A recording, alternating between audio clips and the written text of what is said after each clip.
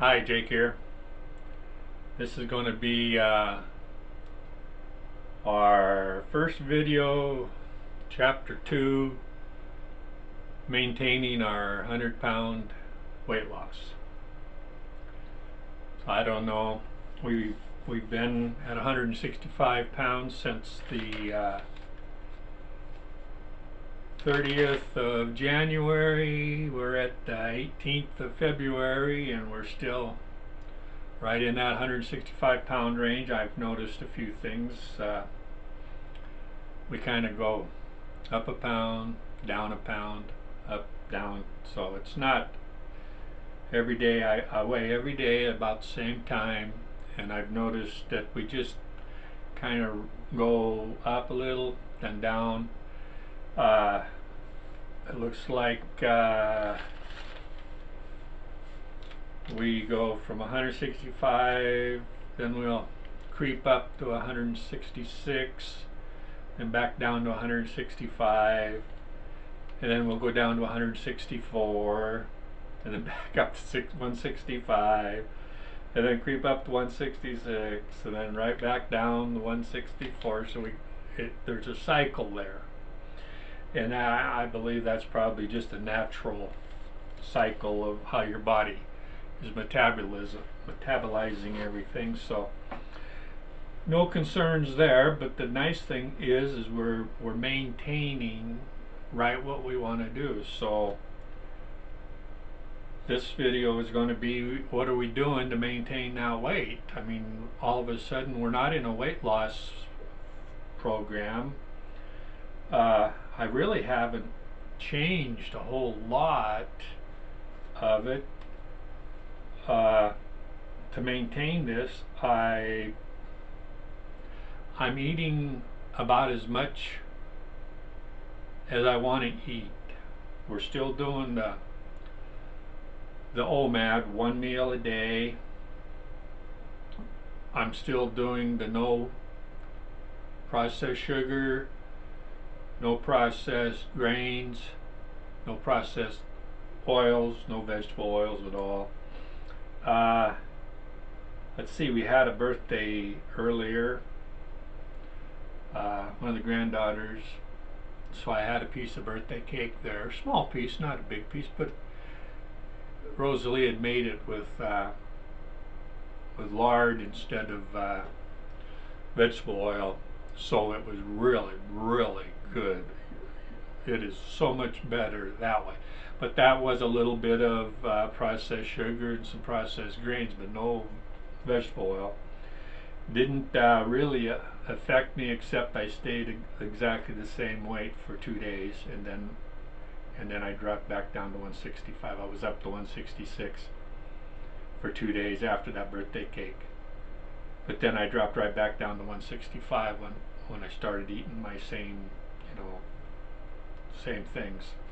So that's nice that I know that because we're having another birthday today, son-in-law's birthday's today, and Rosalie made a little cheesecake type thing with some huckleberry on the top, and pretty much everything there is okay except for the little graham cracker crust, which is very, very small. I'll eat some of that, and I think that probably isn't going to have much of a impact on what I weigh. We're going to see. But I've noticed one thing in all this journey. I hate to say it, is that and I'm guilty of being an overeater, and I eat to excess, and I think that's been one of my problems, is eating to excess. If I don't have enough fat in my meal, then I tend to overeat for some reason.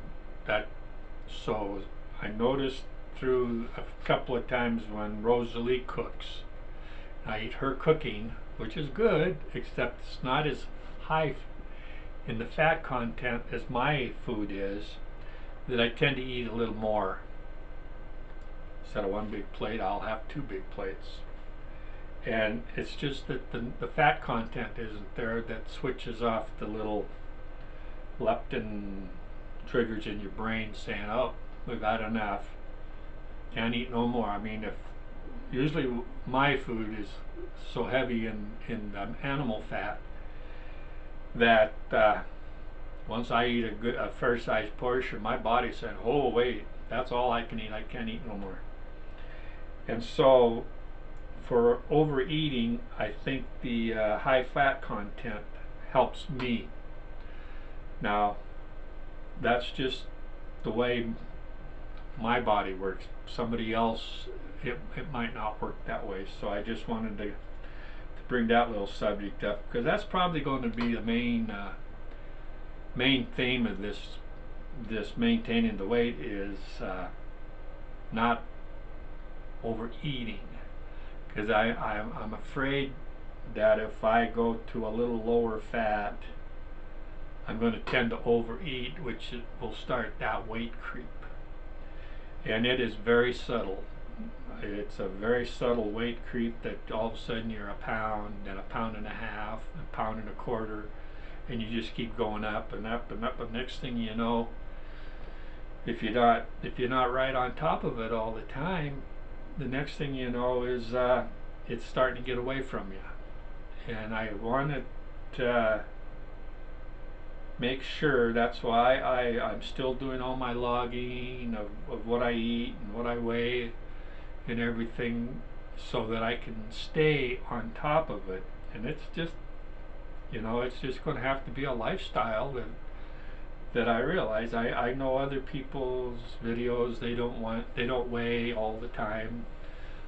Sarah Pearl, she only weighs once a month, but she eats exactly the same thing pretty much every day of the week. She'll eat a certain food on Monday, certain food on Friday, and she has her meals set.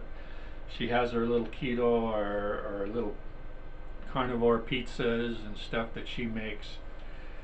And so I think that's one way. If you didn't want to weigh yourself, you would make yourself a regiment that, okay, this day I'm going to eat this, next day I'm going to eat that, because I've done it for so long and I know exactly how my body's going to handle this.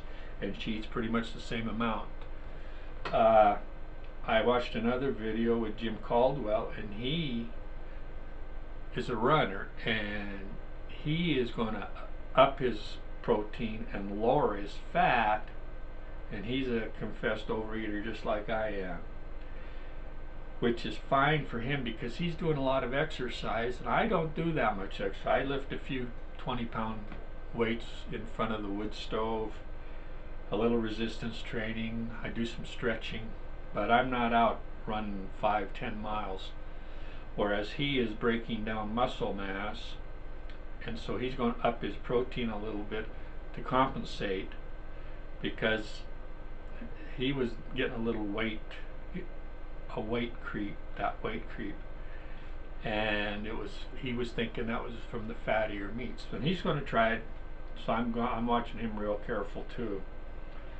So, but for me, I'm going to keep my fat up intake, keep the carbs low, stay off the processed sugars and processed grains and the oils, vegetable oils, and see how this works. So this is just an update, and we'll just keep periodically updating just to see what happens, because I seem to overeat if I don't have enough fat in my diet. So that's why I just made that new Facebook page, Fat Made Me Skinny, and that's exactly what happened. This is what happened is the fat in my diet kept me from overeating to the point where I was starting to gain weight. I think that's one of the things that we have to do, is deal this. So this is 165 pounds. I don't know if you can see that. It looks to me like the darn thing ain't gonna work, but we'll see. If that don't work, I'll edit that part out. But we're looking feeling good, looking okay. I'm not so sure about exercising at 68 years old. You got to do a little exercise. You got to keep active. But I'm not going to go and run a mile or walk 5 miles or something like that at my age. I'll do some stretching, a few exercises, resistance and stuff to try to keep your body limber. I like to stretch.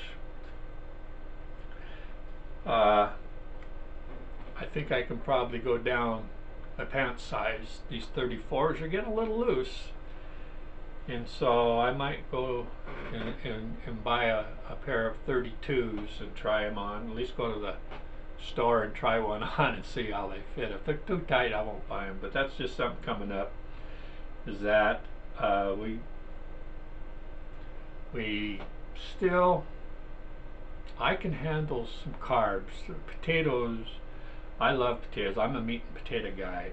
And I've added a few potatoes here and there over this journey, and it seems that it hasn't stopped my rise to or loss or maintaining this.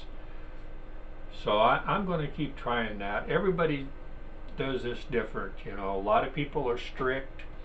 Absolutely nothing like that. No nightshades, no potatoes or onions and stuff. But for me, I can handle maybe 50 carbs, and it seems my body metabolizes it just fine.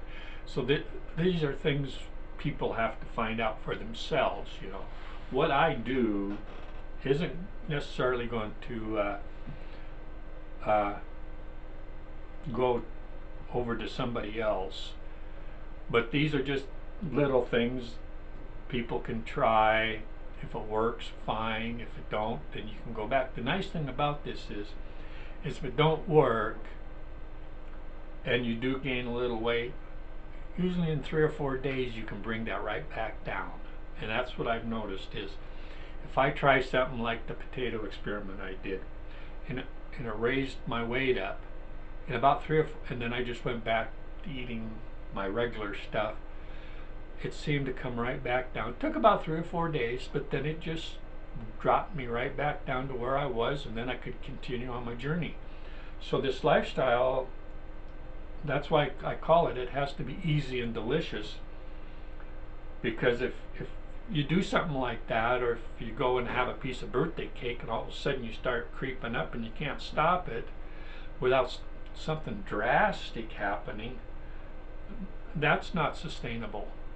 And so that's what we're trying to do here with these to document this is it, can it be sustainable? Can we do this without feeling deprived, hungry? Because if you're starving to death, that's self-preservation, and you're gonna eat whether you like it or not. That's just the way it is. So we'll keep this going and keep up. I hope these videos, if I can give, I'm not trying to tell people what to do. I'm just saying how I do it, and if you can relate to it, go ahead and try it. If not, you know, there's hundreds and hundreds of videos out there of how people have done this kind of a lifestyle, and everybody, it seems, has done it a little different. And that's the beauty of it, is what they do doesn't necessarily mean that's the right way to do it, but you can take something from this video, you can take something from this video, you can take something from that video and incorporate it in to your lifestyle, and that might be just the ticket to get you on a road to better health. And that's all this is better health. Personally, I'm in the best health that I've been in probably 30 years. The best I've felt, my joints, my back, my feet, everything, complexion, my skin. It's probably the best. I'm probably, like I said, I feel like I'm about 20 years younger. And for that, I'd like to tell other people about that, especially our age. When you're 68 years old, you got one foot in the grave and the other on a banana peel most of the time. Hey, I am totally out of that. They're going to have to come and shoot me to get rid of me, because this my blood pressure's great, everything else is great, and I just can't tell people enough how good this is. So I just wanted to get this one done in the can. I'll upload it to YouTube and then up over onto my Fat Made Me Skinny page so people can check it out. So we're going to call this one a wrap and get it uploaded. So thanks, and we'll talk to you later. Bye.